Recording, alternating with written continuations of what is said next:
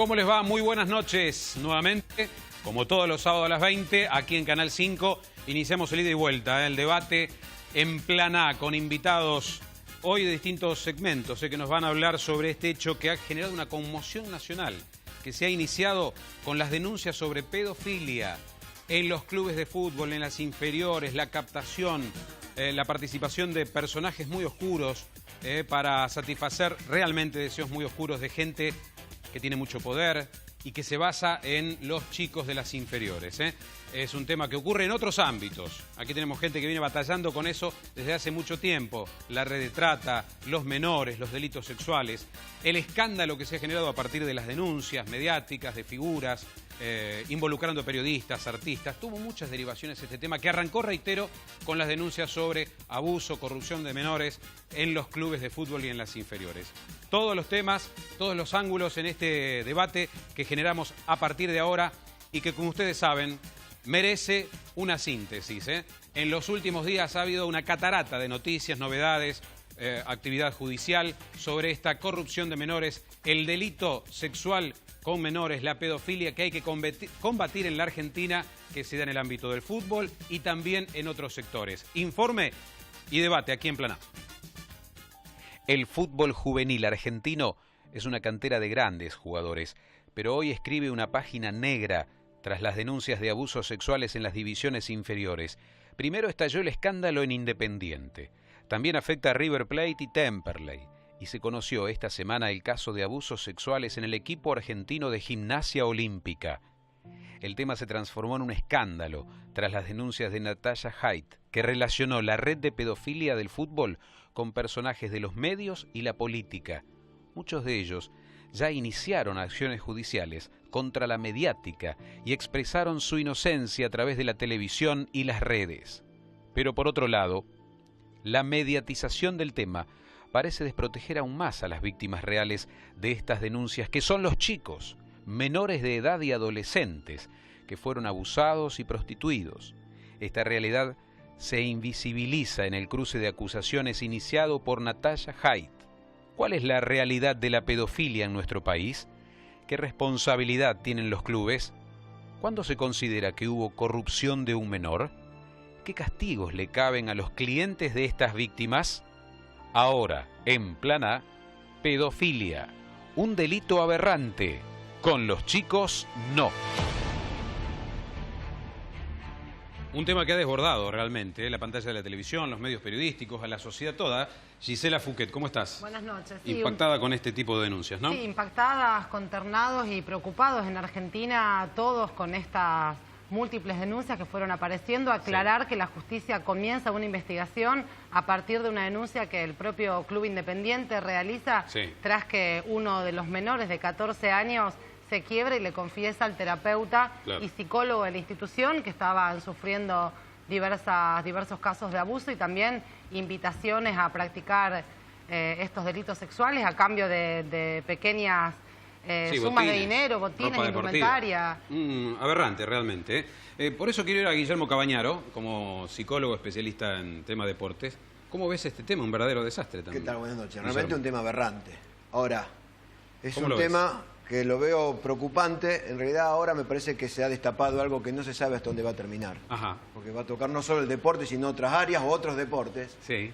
Donde encuentra un común denominador que es chicos con un deseo muy alto de ser protagonista, de pertenecer, de llegar a primera, por ejemplo. De llegar a ser, puede ser artista, futbolista, lo que sea, pero sí con un deseo bien puntual en esto. Claro. Y diametralmente opuesto, del otro lado, del lado del perverso, alguien que puede entender cómo captar y aprovecharse de estas necesidades en base a este deseo fuerte que tienen estos chicos. Sí. Entonces, en esta diametría de posibilidades, bueno, evidentemente la víctima es el niño, donde con un deseo tan fuerte y cooptado, porque del otro lado, ¿qué encontramos? El poder. Claro. Por eso hay entrenadores, personas importantes que le pueden facilitar lograr o aproximar a algo que este chico desea en su inconsciente.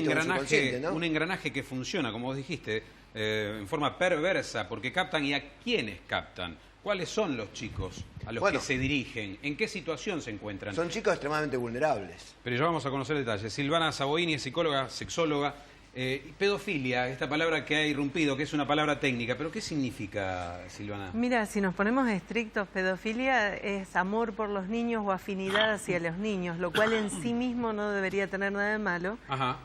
Siendo estrictos, la palabra correcta es pederastia, claro, que hace referencia al erotismo en relación a los niños, niñas o adolescentes. Sí. Pero bueno, usémoslo, permitámoslo usar como sinónimo. ¿El perfil del victimario en este caso? Bueno, acá son personas que evidentemente buscan trabajar cerca de niños porque tienen esta atracción sexual hacia objetos, digamos, que en este caso no deberían ser los destinatarios del erotismo, que son los menores. Ahora, hay que aclarar, una cosa es la parafilia, como patología, como trastorno sexual, en el cual una persona puede sentir esa atracción, lo cual no lo lleva a llevarla a la práctica. Claro. Es decir, no necesariamente una persona que padece de pedofilia como parafilia va a cometer el delito de abuso sexual a un menor. Claro, acá estamos hablando de personas que sí han accedido a estos niños o adolescentes, y entonces ahí sí hay una práctica de pederastia, digamos, que es perversa, como decía el colega, y que evidentemente tiene consecuencias sobre la salud mental de esos niños. Seguro, y que impactó de lleno en el mundo del fútbol, Luis, este tema, estas denuncias, pero que vienen enlazados con rumores que ¿cuánto hace existen en el fútbol? 40, sobre lo que ocurre con las inferiores. 40 años. Yo lo escuchaba al psicólogo, es cierto lo que dice, pero además la pregunta que le tengo que hacer: ¿por qué el psicólogo siempre tuvo una barrera para que no ingresara en ese mundo y en ese ámbito de los chicos que juegan al fútbol? Bien, la barrera primaria es a partir de ciertos prejuicios que hay de nuestro rol en la parte deportiva. Si vos rastrearas, no muchos clubes tienen psicólogos. Yo creo que esto va a ser un disparador a que realmente esta profesión se instaure en el deporte definitivamente. ¿Podría evitar esto? Niños. Sí. ¿Cómo? ¿Podría evitar, digo, ese tipo de perversidades? Sí, porque lo podés prevenir. Porque, digamos, lo que también está faltando es decir que estos chicos que están llegando a las pensiones tienen carencias económicas, fundamentalmente. Y no solo carencia económica, sino tienen carencia de saber. Alejados de su familia. Pero además no hay saber sobre lo sexual. Todo el fútbol. No tienen conocimiento de la sexualidad. Todo el fútbol, digamos, entonces son rápidamente captables, no solo por un botín, sino seducibles también desde un punto de vista erótico. Hablando del rol del psicólogo, fue el Independiente el que denunció, el psicólogo del club, lo que estaba pasando. Después de cuántos el psicólogo años dio el dato. ¿Cómo, Luis? ¿Después de cuántos años? Claro, ese es el tema. ¿Por qué? Yo tengo una gana en este sábado a la noche, porque es el horario que la gente atiende la televisión. ¿Saben los nombres que yo tengo? Acá,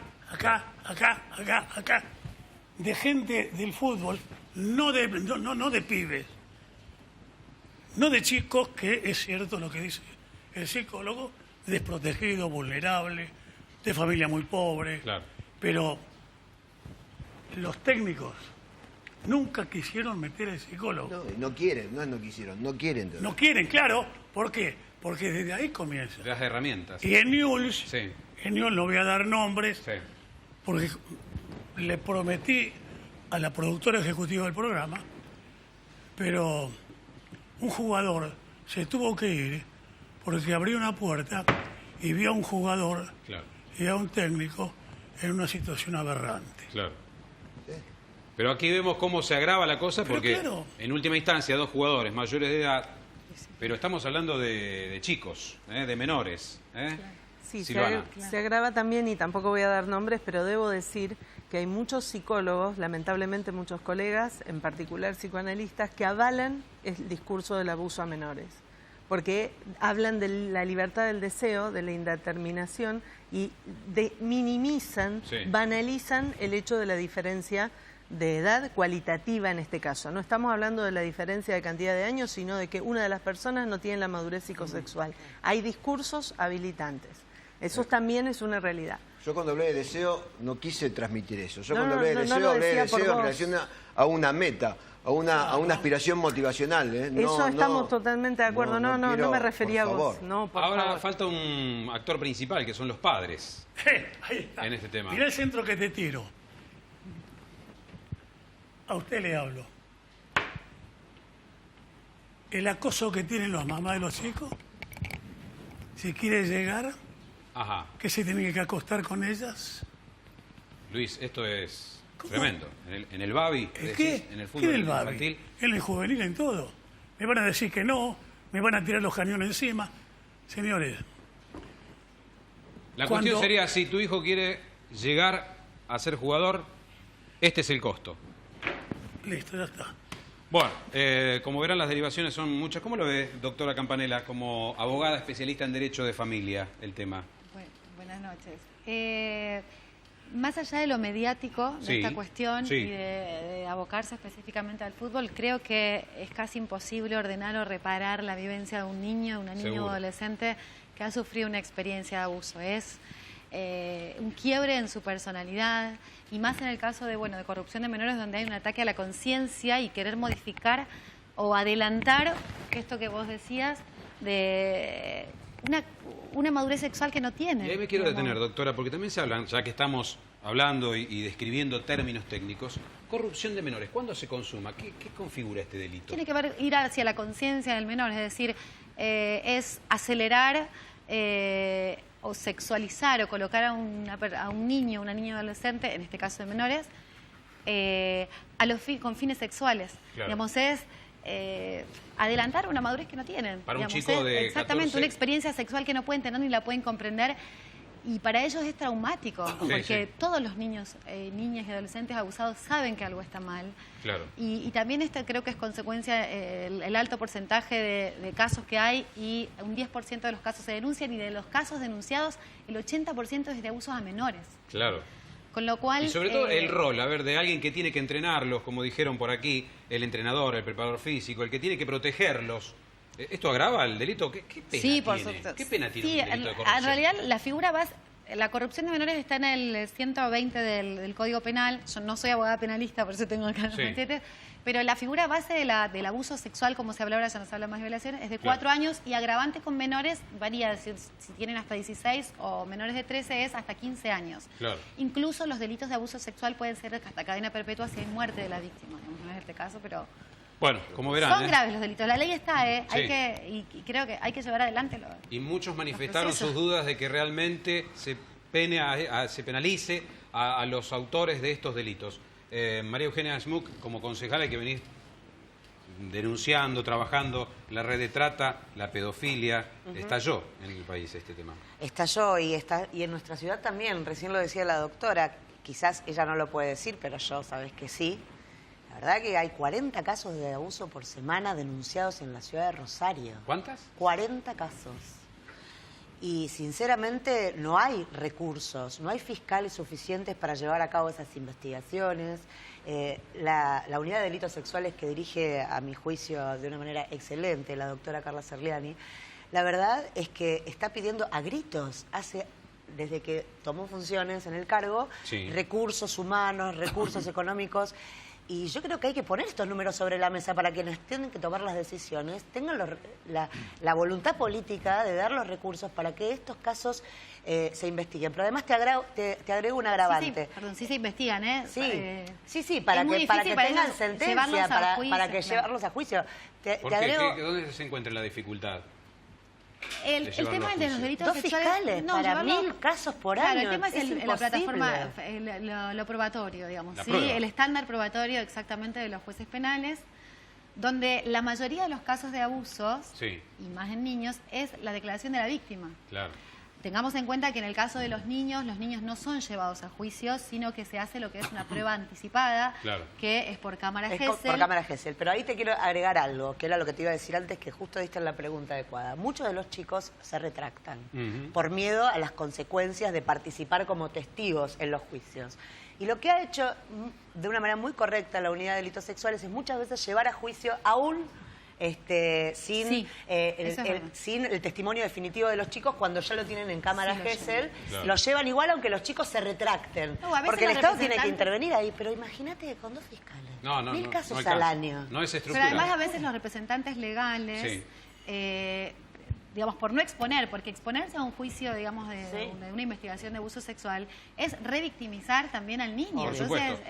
Leo Regoli, como periodista invitado también. Bueno, tema de vinculación mediática, personas de otros mundos que también van por jugadores de las inferiores. la olla que se destapó. ¿Cómo lo ves el tema? Yo creo que dan en la tecla cuando apuntamos a priorizar que acá las únicas víctimas son los chicos. Después, acostumbrado a los tiempos que se corren, en donde en algunos medios se necesita cubrir muchos espacios, sí, aparecen ciertos personajes oportunistas. Se habló de operaciones mediáticas, de servicios de inteligencia, se habló un montón de cosas de las cuales no tenemos pruebas, pero sí da la casualidad que donde deberían darse los tiempos más rápidos es en la justicia, y los tiempos más rápidos se terminan dando en los medios, y la condena empieza a ser mediática y no judicial, y eso es un problema. Ahí es donde hay que, como medios de comunicación, como profesionales del tema, tratar de medir un poco las consecuencias. El caso más claro fue esta semana lo que pasó con la mesa de Mirta Legrand, en donde, en pos de una batalla por un punto más, un punto menos de rating, se pierde de vista el verdadero objetivo, que es visualizar un problema de los chicos. ¿Y vos viste que se trabajó irresponsablemente desde los medios con el tema? Sí, creo que sí, creo que sí. Sí, sí, sobre todo porque los medios de comunicación, convengamos, hay una premisa, ¿por qué se trabajó irresponsablemente? Y primero, porque al momento de dar tantos nombres y de generar confusión, lo que se termina haciendo es desviando la atención del problema principal, que es el abuso de menores. Querido Le, pregúntale a Gustavo si él sabe o no los temas que se van a tratar hoy aquí. Sí, lo sabés. Sí, por supuesto. Requiere la señora Mirta no lo sabía. Claro. O sea que hay una actitud pícara. Entonces la va a ligar el nieto. Fantástico. Sí. Pero yo voy más allá. Sí. Esto tenía que terminar así. El puterío que hay en televisión y ahora con los programas de la tarde es increíble. No son periodistas, no son nada, son mediáticas. Sí llamó la atención. ¿Qué son mediáticas? Sí llamó la atención lo de Natacha sentado en esa mesa. Pero ¿no? lógico. Y abriendo la boca y denunciando a diestra y siniestra. Y lo que genera toda una semana en donde la discusión pasa si estaba Carlos Pañi o Carlos Pérez, si estaba... Y lo importante es que hay gente detenida y que el delito está comprobado que se ha consumado. Entonces, perdemos tiempo discutiendo el circo. Sí. Leo, ¿sabe cuánta verdad dijo ella? Y pero el tema que se puede decir verdades. De los que nombró. Y todo empieza y comienza con la homosexualidad, con el gay, con toda esa historia. El negro... Sí. Lo que pasa es que hay un elemento fundamental, Luis, que es la prueba. Si no se hace una denuncia... Y a esta mujer la llevaron. Sin pruebas. La llevaron. Gisela. Y la prueba no la tenía ella. Claro. Que en el tema de los famosos, los mediáticos, los propios periodistas, no se está poniendo en tela de juicio la homosexualidad que puede tener cada uno. Perdóneme, doctora. Lo que hizo periodista. Lo que hizo la justicia es una vergüenza. Claro. En lugar de decir vamos a este objetivo, dijo no hay ni artistas, ni famosos, ni conductores involucrados en esto. Son todos unos lambeculos, perdóneme el término, que no era la forma de tomar esto. Y le digo más a la concejala. Acá hay un problema político. Esto hace 50 años en el país. Los juegos, doctora, los juegos intercolegiales. ¿Crees, doctora Campanella, que rápidamente el derecho o la justicia deslindó responsabilidades de las personas aludidas? ¿Coincidís con esta mirada o no? No podría comparar. De la provincia de Buenos Aires. Claro, no podría opinar de la provincia de Buenos Aires porque desconozco, claro. Solo sé lo de esta chica que habló en el programa, solo sé que fue a declarar y que no declaró con el fiscal, con lo cual en realidad es poco serio lo de ella, ¿no? Ninguna de las personas mencionadas está involucrada en este tipo de delitos sexuales. Perdón. Es más, creo que uno de los periodistas, no sé, se presentó espontáneamente y porque además ella habló de que estaba siendo investigado. Desconozco, ella creo que no declaró nada. O sea, con lo cual... Además, hay una crudeza en los medios que yo veía esta semana. Cuando te hacen una denuncia, una acusación en un medio como es Canal 13, un sábado a la noche. Después hubo periodistas que esperaron al horario central de su programa para hacer una defensa de su buen nombre. Eso me llama la atención. Bueno, ahí vamos a seguir en el próximo bloque. No vamos a perder el norte de este debate, que son los chicos, la pedofilia. Pero vieron, todo se ha mezclado. Realmente las derivaciones han sido increíbles, afectando al mundo del espectáculo, del periodismo. Vamos a tratarlo en el próximo bloque. Un paréntesis sobre algo que realmente asombra a la sociedad pero que no es nuevo. Algunos se animaron a denunciarlo ahora.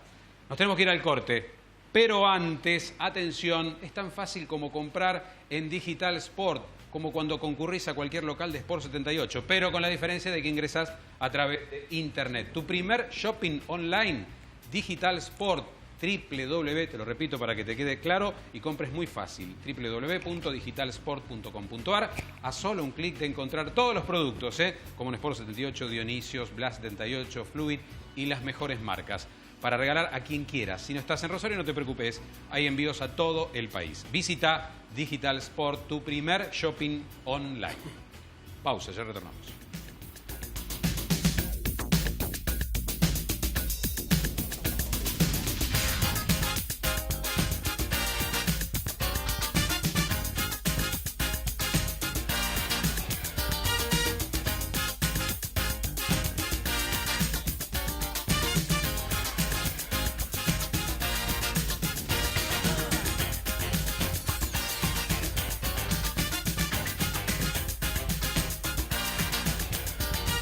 Un tema que ha tenido muchas derivaciones, hablamos de delitos sexuales, pedofilia, pero que también se trasladó a otros ámbitos.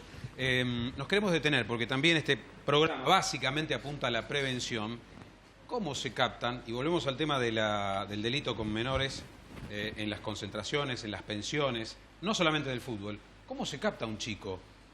Algo en el programa, en el principio definimos, pero ¿de qué se aprovecha? ¿En qué situación es la que genera la vulnerabilidad entre Silvana y Guillermo? De entrada se capta en la necesidad del chico en pertenecer a un deporte, o en este caso un deporte que al chico le brinda una fantasmática, una fantasía de posibilidades de ser, pertenecer, tener, donde él, eso también se traslada al resto de su familia directa o a veces a la comunidad, ¿no? Porque, sí.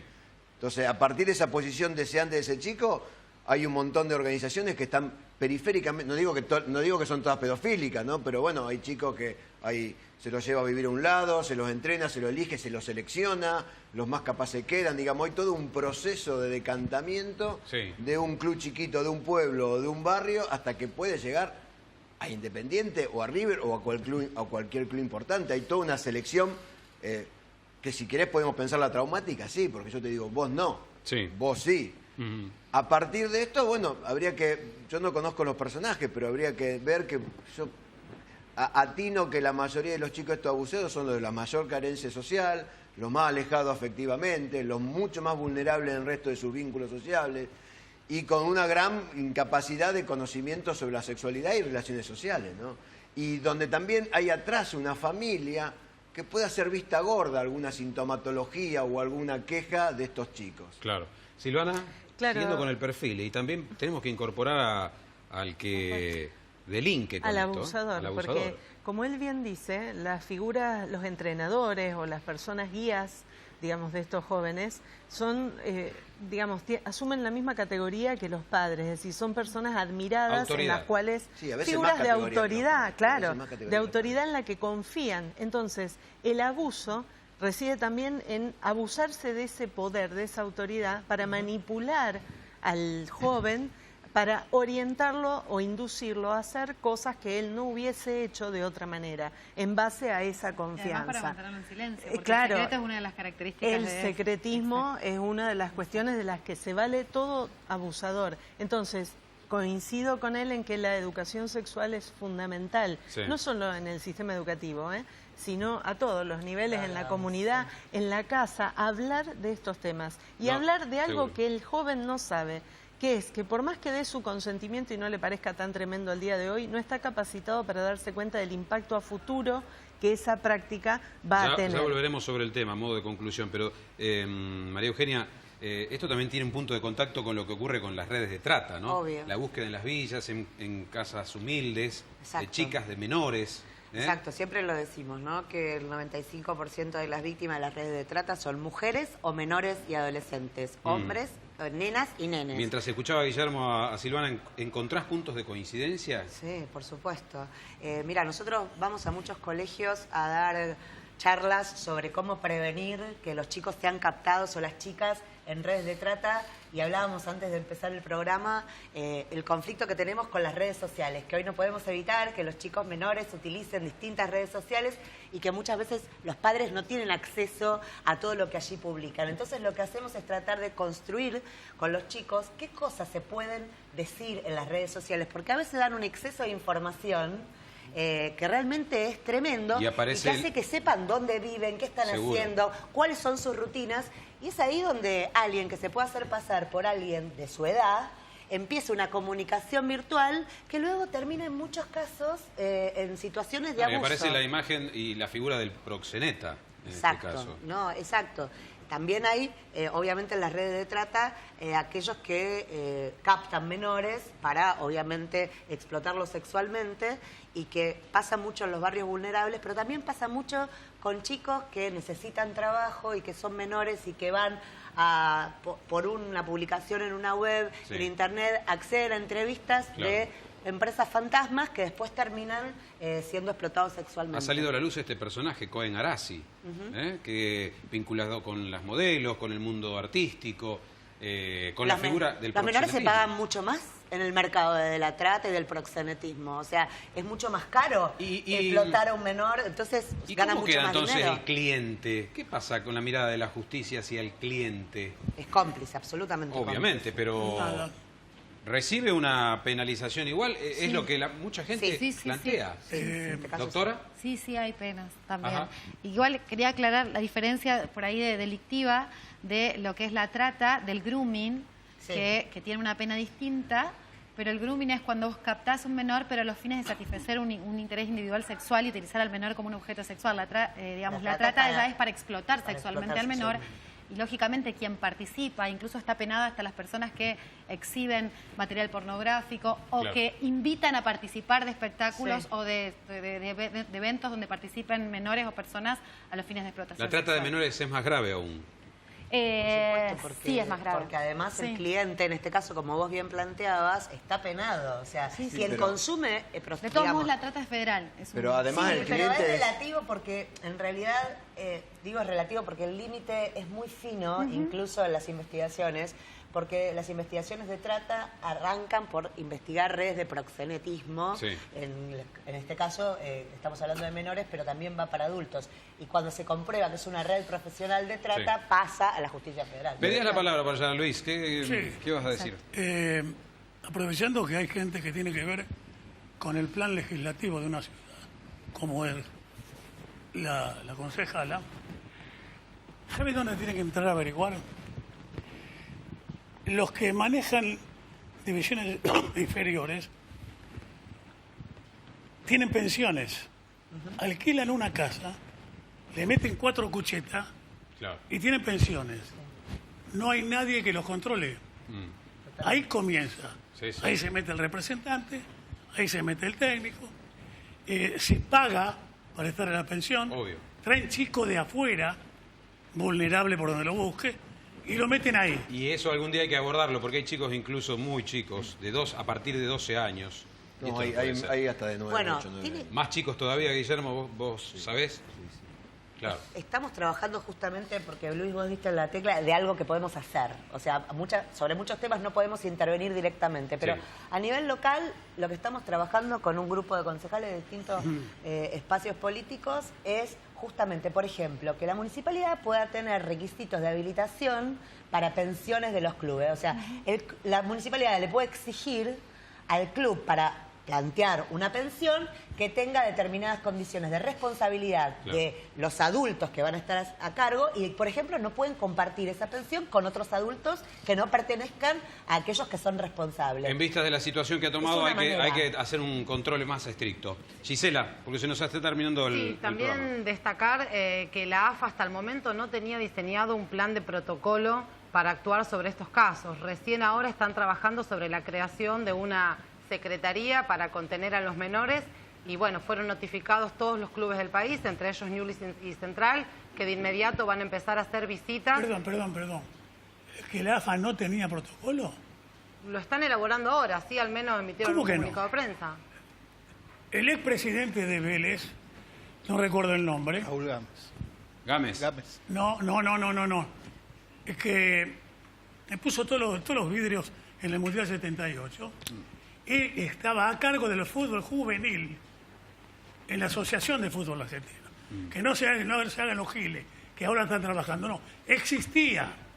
¿Cómo se llamaba? Pero caramba, soy viejo ya que me olvido las cosas. No, seguramente salen a la luz muchas cuestiones. Pero lógico. Pero, Leo, volviendo a este personaje de Cohen Arasi y la red social que se transforma realmente en una cloaca en muchas ocasiones. Abiertamente él hablaba de pebetes, dando a entender de que esto era cosa habitual, arrobando a famosos. Es decir, se estuvo siempre al borde, Leo. Sí, en realidad las redes sociales son un fenómeno que irrumpen hace muy poco tiempo. Entonces, a medida que va pasando el transcurrir de los días, nos vamos acostumbrando. Sí. Cosas que se escriben hace 3 años después, con el diario del lunes y los hechos consumados, empiezan a tener sentido. Lo que no hay es un control, porque las redes sociales, ya sea por anonimato o por una cuestión de irreverencia, de trascender, es el momento más cercano que está el contacto con un famoso. En este caso, este chico Cohen Arasi era conocido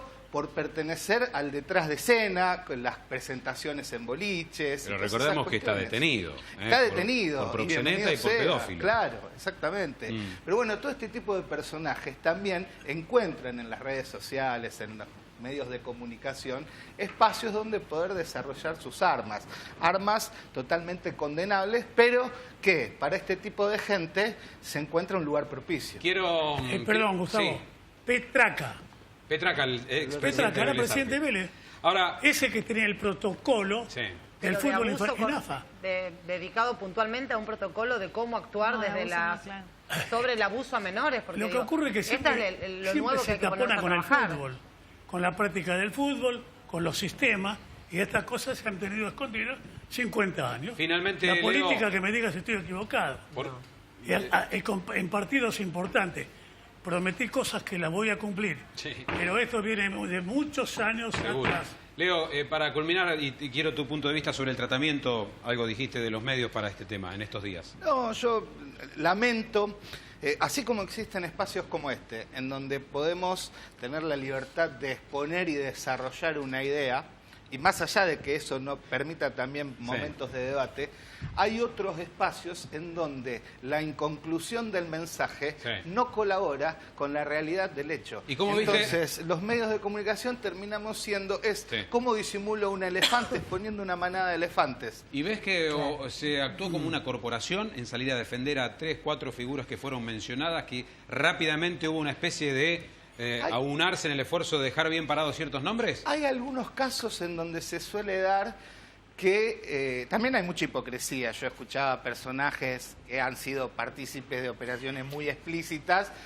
condenar a la señora Mirta Legrand, a quien no voy a ni defender ni atacar. Pero sí, yo creo que desde los medios no un corporativismo, sí una reacción ante un hecho anómalo. O sea, no fue normal lo que pasó el sábado en lo de Mirta Legrand, pero no lo que dijo Natalia Hay, sino todo el contexto del que nos vamos enterando en la semana, donde la conductora expone a su producción, la producción se expone a sí misma, comete un sincericidio diciendo en la pelea por el rating, pensamos, y en definitiva lo que cuando hoy sábado nos ponemos a ver el diario, lo que importaba era que había un juez de línea detenido, que había 6 o 7 personas detenidas, que había chicos abusados, y nos pasamos discutiendo de otra cosa. Bueno, Luis, la última. Por favor, 10 segundos. Un poco ampliando lo tuyo. Vos que sos un conductor ya de jerarquía y de años. Bueno, gracias. ¿Te animás a frenar a alguno de nosotros invitados acá? Me parece que tiene un rol que cumplir el conductor. Pero cuando se mencionan nombres... Está bien, pero si lo frena. Sí. ¿Sabés cómo lo revientan todos los muchachos?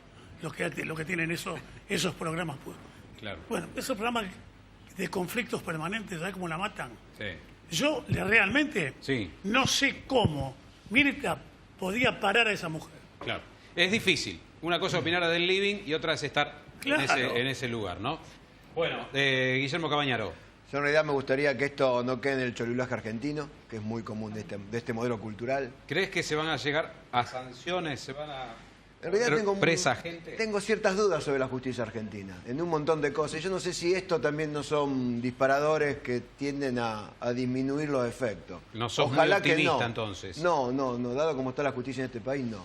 Lo que sí creo, y lo hago por chiquito, que este cliente, que hoy lo llamamos cliente, que es aberrante, es el perverso que hace el acto perverso sobre los chicos menores, más allá con cholulaje o sin cholulaje. Y esto no es inconsecuencia, porque estamos hablando de chicos menores, que esto tiene consecuencias. Entonces me parece que perdernos en la discusión, si Mirta, si los medios, toda esta cosa muy argentina, yo espero que no nos haga ver de foco qué hacer, qué medidas preventivas tomar y cómo realmente entender que los protagonistas de este daño psicológico son los chicos. Gracias, Guillermo. ¿Ves que tenés optimismo en desbaratar estas bandas, estas redes, María Eugenia, hacia el futuro? Yo creo que la sociedad está es mucho más consciente y pone más sobre la mesa ante cualquier duda, ante cualquier sospecha y la denuncia. Eso nos pasa incluso con las redes de trata de adultos y creo que en este caso genera mucha más sensibilidad. Yo creo que hay un compromiso de todos los que nos escuchan y de todos nosotros de que ante cualquier sospecha denunciar y tratar de construir una relación de comunicación directa con nuestros hijos y con los chicos que también les permita tener elementos, y lo van a decir mejor los psicólogos, pero que les permita enfrentarse a situaciones donde pueden ser cooptados. En esta situación puntual del fútbol, los chicos que están viviendo, bueno, yo te puedo hablar específicamente del deporte. Es la del pibe que quiere, no sé, aprobar un examen y es aprovechado por un profesor. Es la de los curas es un tema que no se culmina aquí. Tenemos que ir al corte. Yo les pido, vamos a tratar este tema nuevamente, pero quiero de cada uno sus conclusiones. Vamos tomando nota de lo que se dice. Doctora Campanella, su conclusión, en 10 segundos también. Sí, comparto con él que no hay que correr el eje de importancia acá y algo que no sé si se dijo, pero las víctimas, los niños, niñas y adolescentes nunca son responsables de estos abusos. Por supuesto. Son las víctimas y son quienes tenemos que proteger. Y espero que esto sea para alentar a las personas a denunciarlo. Seguramente. Y no sé si tengo un segundo relacionado con una modificación que hubo con la prescripción de las penas de abusos sexuales, que ahora está suspendida, ¿sí? La prescripción se suspende hasta la mayoría de edad del menor, porque a veces los representantes legales no instan la acción, como es un delito dependiente de instancia privada o por las razones que sea, el menor cumplido 18 años, ahí empieza a correr el plazo, tiene el plazo de que es el máximo de la pena para poder denunciarlo. Muy bien, gracias, doctora Campanella. Silvana Saboini, apuntemos a la prevención, a ver cómo detectar, cómo denunciar, cómo actuar antes de tiempo, en la máxima brevedad. Y en prevención, educación sexual para conocer los derechos sexuales, habilidades sociales, la asertividad en particular para poder hacer valer esos derechos sexuales y estar atentos a los cambios de comportamiento, a la vulnerabilidad de los menores para poder detectar cuanto antes y denunciar. Detectar de parte de los profesionales, de parte del sistema educativo, la familia, toda la sociedad, porque todos tenemos nuestro grado de responsabilidad. Esto no nos podemos evadir ninguno de los adultos en relación a los niños. Las ciencias pueden ser del Ministerio de Educación, pueden ser de... Les agradecemos a todos la participación, siempre nos queda cosas por desarrollar, pero gracias. Un debate que nos debíamos aquí en la ciudad. Muchas gracias. A ustedes los convoco para seguir así en la pantalla de Canal 5 porque hay show a partir de ahora. Manuel Cancino y su troupe cerrarán de una manera espectacular con el mejor teatro de revistas que sí está aquí en la ciudad de Rosario. Pausa y regresamos con los artistas.